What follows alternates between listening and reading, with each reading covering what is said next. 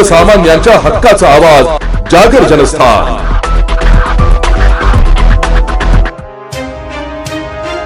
आरबीआयचे जिल्हाध्यक्ष राजू सूर्यवंशी यांनी पत्रकार परिषदेत घेत संबंधित विभागातील कथित 300 कोटी रुपयांचा भ्रष्टाचार प्रकल्पाची चौकशी करण्याची मागणी केली आहे। त्यांनी सांगितले की हा पैसा सर्वसामान्य जनतेचा असून तो विकास कामांसाठी खर्च होणे अपेक्षित आहे। सूर्यवंशी म्हणाले की या प्रकरणात एका मागासवर्गीय अधिकाऱ्याला निलंबित करण्यात आले आहे, तर इतर संबंधित अधिकाऱ्यांच्या केवळ बदल्या करण्यात आल्या। मात्र एवढ्या मोठ्या आर्थिक गैरव्यवहारासाठी एका अधिकाऱ्याला जबाबदार धरणे योग्य नाही। त्यांनी सांगितले या संदर्भात मुंबई येथील मुख्य कार्यालयालाही पत्र देण्यात आले। चौकशी 300 कोटी रुपयांचा भ्रष्टाचार झाल्याचं निष्पन्न होत असेल तर अभियंते, लेखापाल आणि या प्रकरणाशी संबंधित सर्व अधिकारी व कर्मचाऱ्यांची चौकशी करून त्यांच्यावर निलंबनाची कारवाई करण्यात यावी अशी आरबीआयची मागणी। प्रशासन एका व्यक्तीवर चालत नाही, विकास कामांची संपूर्ण प्रक्रिया ही प्रशासनातील विविध अधिकाऱ्यांच्या साखळीमार्फत पार पडते। त्यामुळे प्रकरणात संपूर्ण साखळीची चौकशी होऊन दोषींवर कठोर कारवाई झाली पाहिजे असे सूर्यवंशी यांनी स्पष्ट केले आहे। तसेच या प्रकरणासंदर्भातील सर्व आवश्यक कागदपत्रे आपण संबंधित विभागाकडे सादर केले असून निष्पक्ष चौकशी झाल्यास दोषींवर निश्चितच कारवाई केली जाईल असा विश्वास त्यांनी व्यक्त केला आहे। परिषद घेण्याचं असं कारण आहे की दीपनगर मध्ये दीपनगर वीज केंद्र जे आहे त्याच्या माध्यमातून संपूर्ण त्यांच्या जिथपर्यंत हद्द आहे ते त्या ठिकाणी इलेक्ट्रिक पोहोचवण्याचं काम करतात आणि त्या माध्यमातून घराघरामध्ये त्या ठिकाणी लोक त्याचा उपयोग करतात, कंपन्यांमध्ये उपयोग करतात, फॅक्टरीमध्ये उपयोग करतात, घरगुती उपयोग होतो आणि प्रत्येकाला गव्हर्नमेंटने मीटर या ठिकाणी दिलेलं आहे आणि त्या मीटराच्या माध्यमातून पैसे वसुली करून त्या ठिकाणी त्या केंद्रात दीपनगर मध्ये त्या ठिकाणी त्या पैशाच्या माध्यमातून विकसित कामे त्या ठिकाणी होतात। त्यांना ज्या प्रोजेक्टमध्ये जे काही कामं लागतात ते त्या ठिकाणी केले जातात। परंतु त्या ठिकाणी करत असताना त्या ठिकाणी जेव्हा आमच्या सर्वांच्या लक्षात आलं की त्या ठिकाणी 300 कोटीचा त्या ठिकाणी भ्रष्टाचार मोठा झालेला आहे आणि ठेकेदार आणि अधिकारी संगनमत करून त्या ठिकाणी त्यांनी मोठा भ्रष्टाचार या ठिकाणी केलेला आहे। तर खऱ्या अर्थाने सांगायचा अर्थ असा आहे की हा जो पैसा होता हा सर्वसामान्य लोकांचा, जनतेचा पैसा, खिशातला पैसा आहे, मीटरचा पैसा आहे। आपण आता बघत असाल की या ठिकाणी स्मार्ट मीटर या ठिकाणी लावलेले आहेत।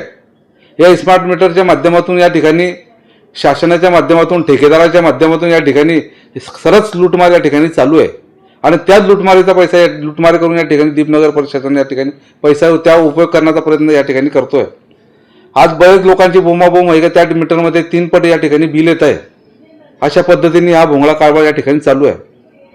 त्याच पद्धतीने दीपनगरमध्ये या ठिकाणी मीटरच्या माध्यमातून पैसे वसूल करून त्या ठिकाणी विकसित काम झालेलं आहे। 300 कोटी काम या ठिकाणी भेल कंपनी आलेली होती आणि त्या भेल कंपनीच्या माध्यमातून या ठिकाणी त्यांना ठेका देण्यात आलेला होता।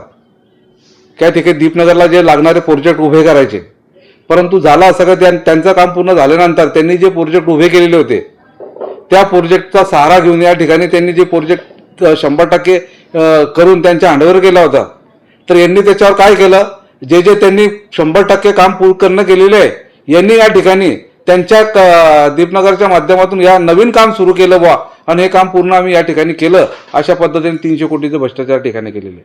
म्हणजे झालेले काम परत नवीन दाखवून या ठिकाणी 300 कोटीचा भ्रष्टाचार त्या ठिकाणी केलेला आहे आणि त्या भ्रष्टाचाराची चौकशी या ठिकाणी अद्यापपर्यंत होत नाहीये। परंतु दुसरूप मात्र त्या ठिकाणी चौकशी केली आणि त्या ठिकाणी एक मागासवर्गीय जो अधिकारी होता त्या मागासवर्गीय अधिकाऱ्याची फक्त त्या ठिकाणी चौकशीमध्ये निष्पन्न करून त्या ठिकाणी त्याला निलंबित केलेलं आहे आणि बाकीच्या लोकांची फक्त बदली या ठिकाणी करण्यात आलेली आहे। तर बाकी बडे जे लोक आहेत त्यांना त्या ठिकाणी वाचवण्यात आलेलं आहे।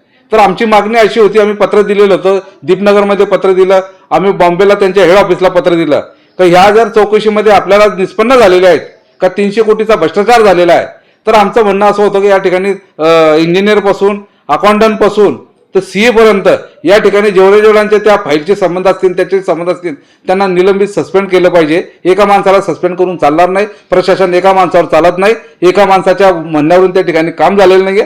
हे संपूर्ण प्रशासनाची साखळी आहे आणि त्या साखळीच्या माध्यमातून म्हणण्यावरून ते काम झालेलं आहे आणि हा मोठा भ्रष्टाचार सर्वांच्या मिळून झालेला आहे। म्हणून सर्वांना त्या ठिकाणी निलंबित करण्यात यावा आणि जे ठेकेदारांना जे तुम्ही बिल अदा केलेले आहेत, जे बोगस बिल अदा केलेले आहेत, ते ठेकेदाराकडून या ठिकाणी पैसे वसूल करण्यात यावे आणि त्यांना बोगस यादीत टाकण्यात यावे, सर्व अधिकाऱ्यांना निलंबित करण्यात यावे, SIT मार्फत त्या ठिकाणी चौकशी करण्यात यावी अशी आमची अर्जाच्या माध्यमातून मागणी होती. परंतु आज आम्ही 1 महिना अर्ज दिल्यानंतर देखील खारतून कोणी आम्ही त्या अर्जाचा दखल कोणी या ठिकाणी घेतला नाही. तेव्हा आमच्या लक्षात आलं की हे प्रकरण दडपण्याचा प्रयत्न या ठिकाणी करतायत. विधानसभेमध्ये देखील या ठिकाणी प्रश्न मांडण्यात आला, पण त्या ठिकाणी देखील त्याला वाचा काही फुटली नाही. म्हणून या ठिकाणी आम्हाला पर्याय म्हणून या ठिकाणी हायकोर्टाचा एक मार्ग वाचलेला होता. म्हणून या ठिकाणी हायकोर्टात आमच्या पक्षाच्या माध्यमातून त्या ठिकाणी आम्ही या ठिकाणी रिट पिटिशन दाखल केलं आणि आमचं रिट पिटिशन दाखल झालं आणि आमची दाखल तारीख 18/548 असा त्याचा नंबर आहे. आणि 19 तारखेला 9 तारखेला या ठिकाणी ते बोर्डावर घेणार आहेत आणि बोर्डावर आमच्या वकिलाचं ऐकल्यानंतर त्या ठिकाणी संबंधित सर्वांना चौकशी करा व आपलं काय म्हणणं आहे असं पत्र त्या ठिकाणी 9 तारखेनंतर या ठिकाणी या प्रशासनाला येणार आहे आणि प्रशासनाला मोठा त्या ठिकाणी झटका पोचणार आहे. आणि हायकोर्टामध्ये आम्हाला खात्री आहे आणि त्यांच्यावर विश्वास आहे की हे सर्व जितके भ्रष्टाचारी आहेत त्यांना या ठिकाणी त्यांना अद्दल घडणार आहे, त्यांना पनिशमेंट या ठिकाणी मिळणार आहे. आणि या माध्यमातून सर्व कागदपत्र पूर्तता आम्ही केलेली आहे आणि आम्हाला विश्वास आहे की आम्ही दिलेले कागदपत्रांना जे चौकशी आहे ते निष्पाप होईल आणि या ठिकाणी त्यांना या ठिकाणी कारवाई होईल आणि ठेकेदारांकडून पैसे वसूल होतील अशी आम्हाला नक्कीच या खात्री आहे. जागर जनस्थानसाठी सुमित निकाम भुसावळ.